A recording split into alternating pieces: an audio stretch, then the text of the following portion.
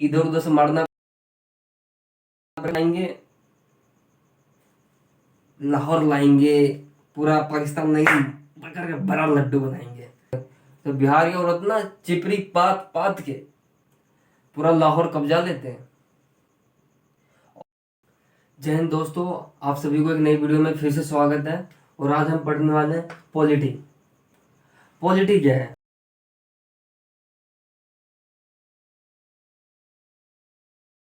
उन सब में पॉलिटी छुपा हुआ है। उस टाइम भी तो लोग पॉलिटिक्स करते थे, राजा महाराजा पॉलिटिक्स करते थे, और आज संसद में बैठ के पॉलिटिक्स कर रहे हैं। हम घर में आपस में बात करते, वो भी पॉलिटिक्स है। पॉलिटी PSIR मतलब पॉलिटिकल साइंस इंटरनेशनल रिलेशन। पहले हम पॉलिटिकल साइंस को खत्म करेंगे, फिर देखेंगे इंटरनेशनल रिलेशन। जो भी इजराइल का लड़ाई हो रही है और अमेरिका ने क्या इसमें योगदान दिया था, अमेरिका का बनाया हुआ है ना ये सब राजनीति, तो ये सब भी हम जानेंगे इंटरनेशनल रिलेशन में। और आज हम फोकस करेंगे पॉलिटिकल साइंस में। पॉलिटिकल साइंस मीन्स संविधान। संविधान को हम इंग्लिश में कॉन्स्टिट्यूशन कहते हैं, और संविधान का मतलब होता है सम प्लस विधान। सम मतलब बराबर का विधान, संविधान सम बराबर का विधान मतलब सभी नागरिक को बराबर का अधिकार। देश में जितने भी नागरिक है सबको एक समान देखा जाएगा, एक समान समझा जाएगा। बट ये होता नहीं है। आप अपने आसपास देख सकते हो, ये चीज बुक्स में है बट रियल लाइफ में नहीं है। पहली बार यहाँ पे हिंदी मीडियम वालों को लगता है जो वो शेर है। इंग्लिश में कॉन्स्टिट्यूशन एक वर्ड में खत्म हो जाए, हिंदी में संविधान, संविधान। संविधान में हम पहली बात करेंगे कॉन्स्टिट्यूशन। कॉन्स्टिट्यूशन में 22 भाग होते हैं। भाग मीन्स लेसन, 22 लेसन होते हैं। और इस 22 लेसन में आर्टिकल मीन्स अनुच्छेद, आर्टिकल है 395, और इसमें ABCD जोड़ के 450 पहुंचा दिया है। इसमें 12 अनुसूची है जिसको हम शेड्यूल कहते हैं इंग्लिश में। और कॉन्स्टिट्यूशन पे काम करती है हमारे इंडियन गवर्नमेंट के प्राइम मिनिस्टर और प्रेसिडेंट। अभी तो काम कर रही है, प्रेसिडेंट काम कर रही है कॉन्स्टिट्यूशन पे, अनुच्छेद पे काम कर रही है प्रेसिडेंट। जज काम कर रहे हैं अभी तक, पुलिस काम कर रही है अभी तक। बट जैसे ही आप कुछ करेंगे ऐसे ही पुलिस उठा ले जाएगा आपको धारा के हिसाब से। IPC के धारा, Indian penal code, Indian penal code के तहत आपको जैसे आप 302 मर्डर के लिए लगाता है,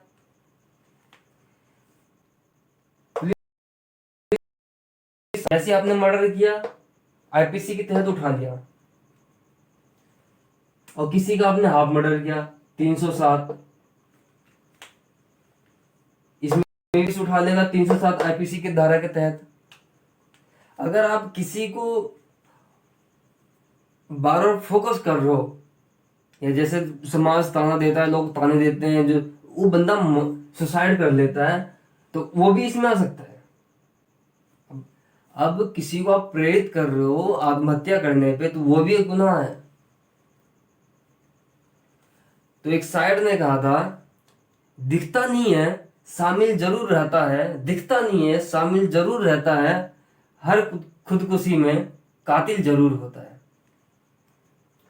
तो कोई सुसाइड भी सुसाइड नहीं होता है, वो भी एक मर्डर होता है। मर्डर वो होता है जो एक बंदा ने किया है, उसको मर्डर कहते हैं। बट पूरे समाज मिलकर करते उसको सुसाइड कहते हैं। और सुसाइड में ज्यादा चांस लड़कियों का होता है। अब लड़के क्या, वो बचपन में ससुरे सुनते रहते हैं। बचपन सुबह गाली, दोपहर गाली, शाम गाली, खाना का मतलब उनको गाली मिलती है। तो वो लड़के बचपन से ढिठा जाते हैं, ससुराल बार बार सुनते हैं कि का सुन लिए हैं, का बिगड़ जाएगा। और लड़की हमको बोल दिया, हमको ऐसा बोल दिया, तो वो सोचती सुसाइड कर लेती है। तो महिलाओं में टेंडेंसी ज्यादा होती है सुसाइड करने का, क्योंकि कोई बात ही सह नहीं पाती है वो।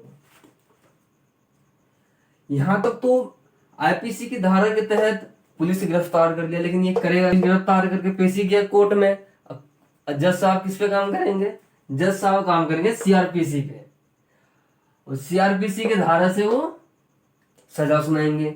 सीआरपीसी क्रिमिनल प्रोसीजर कोड, इसके तहत जज साहब, अगर जज साहब सजा सुना दिए तो बच गए, लेकिन जज साहब बोल दी ये ससुरा बहुत हरामी है, मर्डर कर आया, 302 लगा है, एक काम करते हैं इसको पुलिस को दे देते हैं, अब तुम्हारी बैंड बच जाएगी बाबू। जैसे ये पुलिस को देंगे, पुलिस रिमांड पर, पुलिस रिमांड में गाड़ी पलटी है, पुलिस रिमांड में चक्का फटा है, पुलिस रिमांड में अपराधी भागते हैं तो पीछे से ठोक दिए जाते हैं। वो तो एक कहानी बनाया जाता है, जब भाग रहा था उनको ठोकने का बस मौका चाहिए होता है।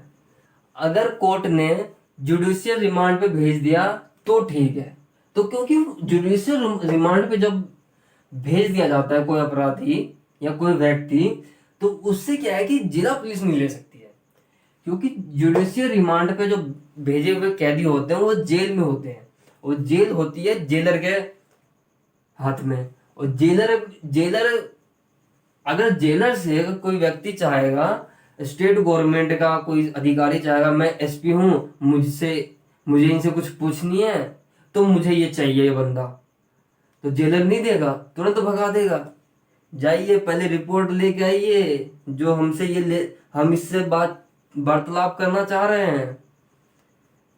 जेलर नहीं देगा, वो भगा देगा, चाहे कोई भी हो, कितना भी बड़ा अधिकारी हो। तो इस और जेल में क्या है कि अगर आपके पास पैसा है तो सब मिलेगा जेल में, अच्छा खाना, लाइब्रेरी। तो बहुत सारे लोग ऐसे भी हैं जो लाइब्रेरी में ही पढ़ के अपने बहुत अच्छे अच्छे एग्जाम क्रैक किए। और जेल में ये भी है, वहां पे कोई आम आदमी होता नहीं, खूंखार आतंकवादी होते हैं, बदमाश होते हैं, गुंडे बदमाश। खैर आतंकवादी तो अलग होते हैं, अलग जेल में शिफ्ट होते हैं, उनको तो ढंग से पूछते हैं। गुंडे बदमाश बहुत बड़े बड़े होते हैं।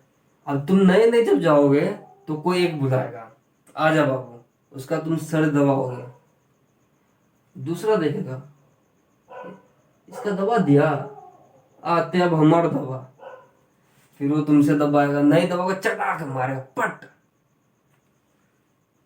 क्या करोगे? बाप बाप चिल्लाओगे, कौन बचाएगा? तो अब आप लोग बताओ,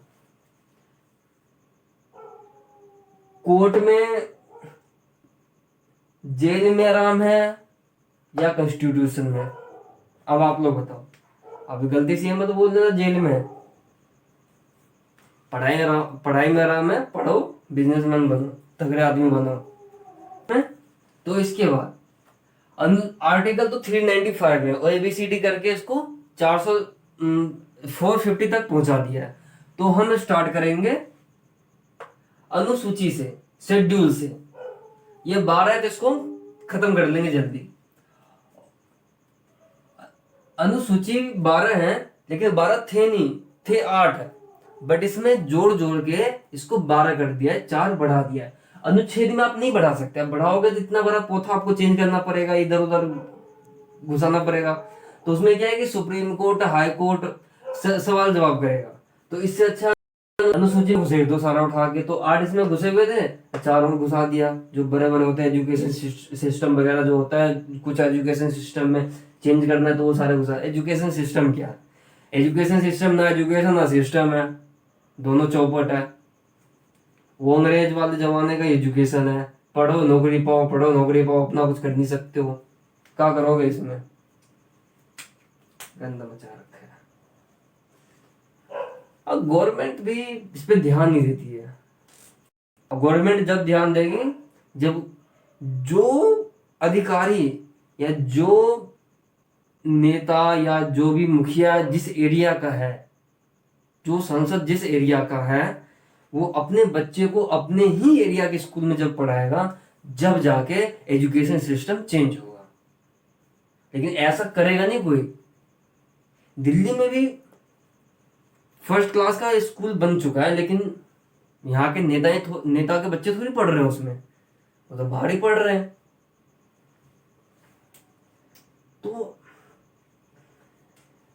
इसमें क्या है कि इंडिया क्या है, हमने यहां तक तो पढ़ लिया, अब इंडिया क्या है? इंडिया एक यूनियन है।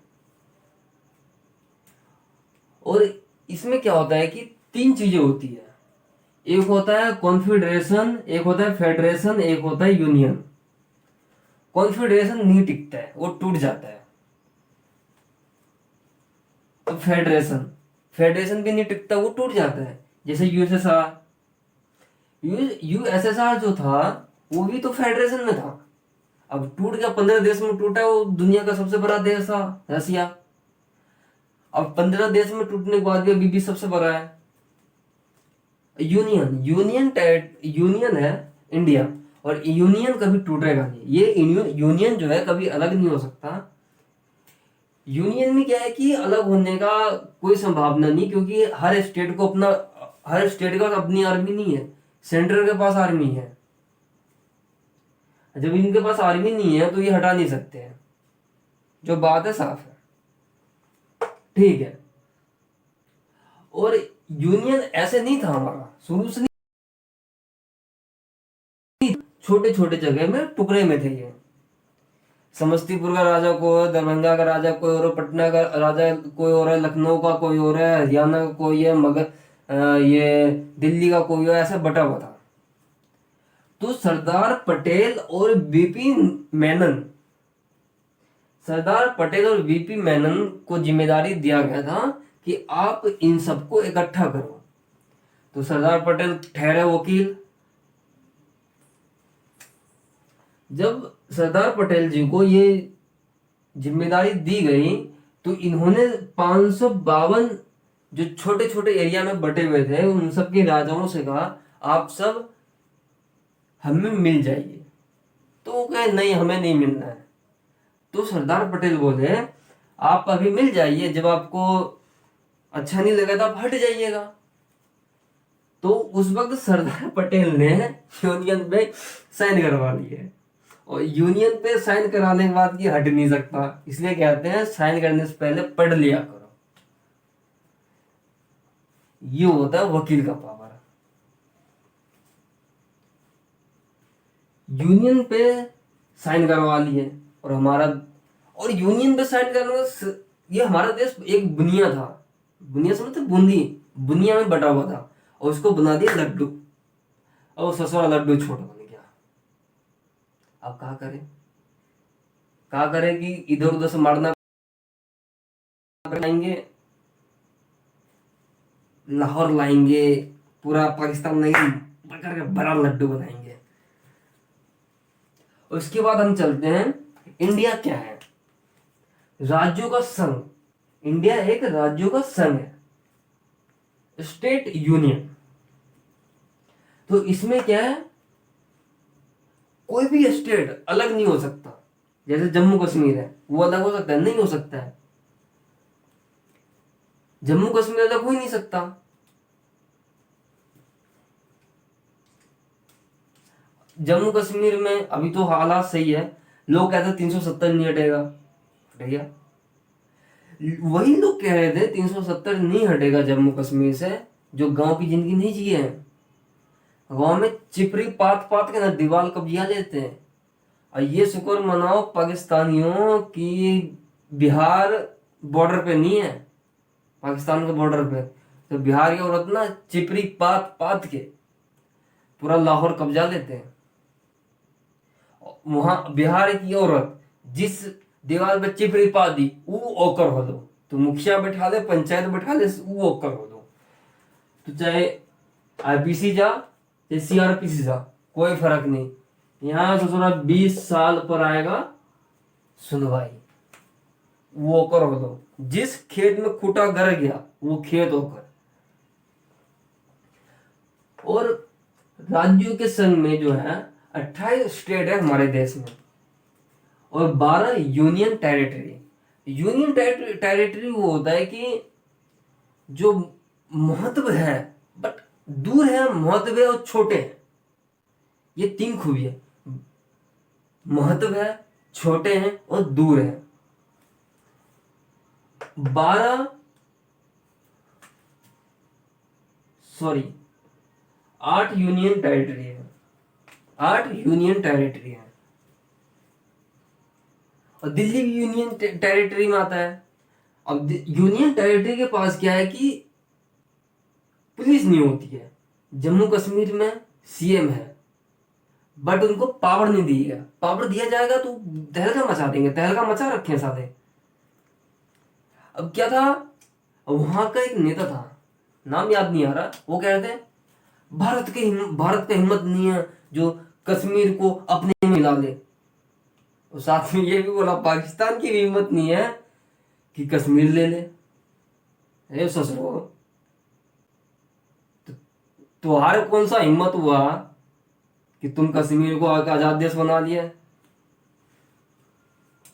और दिल्ली भी यूनियन टेरिटरी है और दिल्ली के सीएम के पास भी पुलिस नहीं है।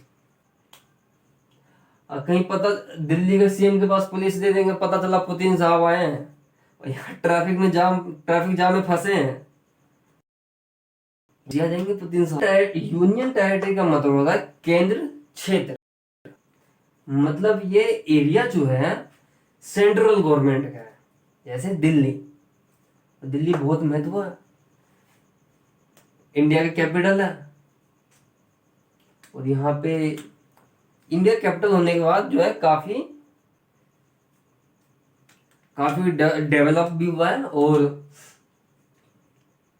एरिया छोटा है बट पब्लिक ज्यादा है। जब भी एनसीआर वगैरह बनाया गया है तो धीरे धीरे दिल्ली के साइड में से धीरे धीरे जगह लिया गया था और उधर यूपी साइड से भी लिया गया था, जिसको नोएडा वगैरह हम बोलते हैं, एनसीआर पूरा। तो अनुसूची का पहला जो है वो है राज्यों का संघ, union of the state union. और दूसरा होता है वेतन, जो हम कल पढ़ेंगे कल के वीडियो में। तो जय हिंद दोस्तों।